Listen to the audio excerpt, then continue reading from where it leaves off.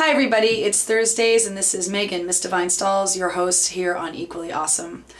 I'm going to make this video pretty quick. I have to go up to the Harvard Exit Theater tonight because I am volunteering for the LGBT Film Festival at 7 o'clock and I have about that much time to load this thing onto my computer, render it to the right format, and then take my computer up with me to the theater so that I can then go to the coffee shop after my shift and upload the thing to YouTube. So good times for me, but I love what I do. I'm actually going to be getting a free ticket after my shift so I can go and see Save Me with one of my friends who's also volunteering as a house manager. Save Me is a film about a religious kid who comes out as gay and his trials and tribulations, and the main character is played by the same guy who was the oldest son in Little House on the Prairie. His name escapes me right now. But he came out a few years ago and it was a big to-do, and this is his film and it's his vehicle and it's one of the spotlights for the film festival this year. So I'm really excited to see it and go participate in the volunteer activity. I love doing it. So why don't we jump right on into the questions. Matt, you asked what kind of animal would we be and why. I love animals, so it's very hard for me to narrow this down. My three choices every time I'm asked this question are either a bird, an elephant, or a dog. I know, completely different animals, but those are my three favorite animals and I absolutely adore them. Particularly dogs. I've always been a dog person and there's always that running gag that lesbians are particularly great with dogs, so I definitely live up to that stereotype. Yay for me. Winter, what do my Rice Krispies say to me? Get off your ass, live your life, and stop listening to your cereal talk to you. I love my Love Muffin cereals. Mark, how stubborn are we? Have we ever been in a relationship with someone who is stubborn? And how, my friend, and how? My ex-girlfriend of off and on for 3 years was abominably stubborn. She wanted everything for herself, and I'm the kind of person to believe that every relationship, whether it's very casual or very intimate, is a two-way street. And she just really wasn't interested in that. It was always a one-way street in her favor. And I finally turned to her one day and said, why should I be doing all of these things for you when you're not willing to do anything in return for me? And her response was, well, I don't have an answer for that. And this is the kind of person who wouldn't even bat an eye at screaming at me in public. So I deplore stubbornness and am working very hard to overcome my own stubbornness. I do have a lot of inner demons which can cloud my thinking at times. I can become very, very stubborn when I want to, when I am hurt by somebody and I want to let that person know that they've hurt me. I'm not one to just let things go and sort of write that person off. I have to say something, and this is something that I've been struggling with and working on quite a bit.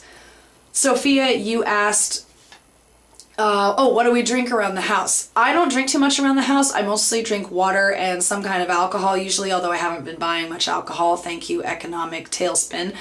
But I am a huge fan of iced green tea. Another ex of mine always drank iced tea, and I never understood why she liked it because it always tastes so bitter to me, even with a lot of sugar in it. For some reason, I would be just like, it just didn't taste nice to me.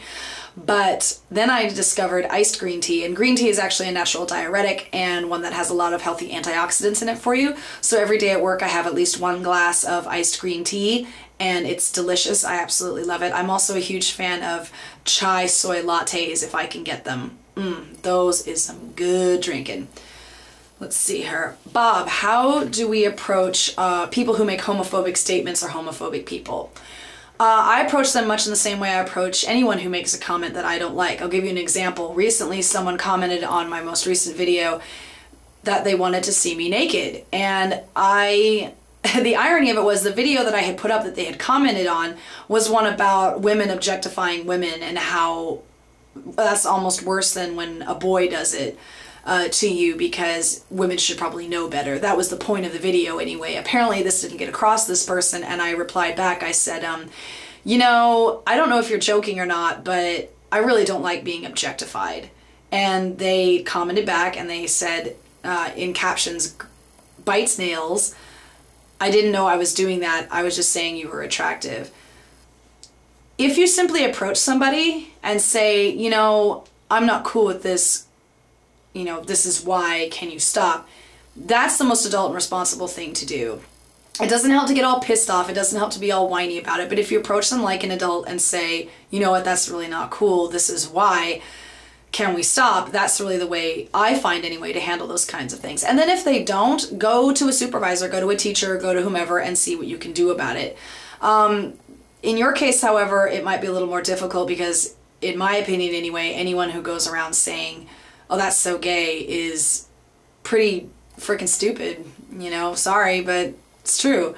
It's a really ignorant way of talking, a way of communicating to other people. So you might have a little more trouble on this one, but I do still recommend saying something to them. Don't just hold that in and carry that around. Definitely say something. And quite frankly, those kinds of statements are bigotry. They're a passive-aggressive gay bashing, and you have absolutely every right to stand up for yourself, and I encourage you to do so.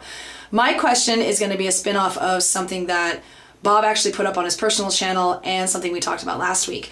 I said that last week my jam for right now was Lady Gaga's Just Dance. That has been changed, although I still love Lady Gaga. My new jam, which I discovered last night, and I love, love, love, love, love this song, is the new T.I. and Rihanna, Live Your Life.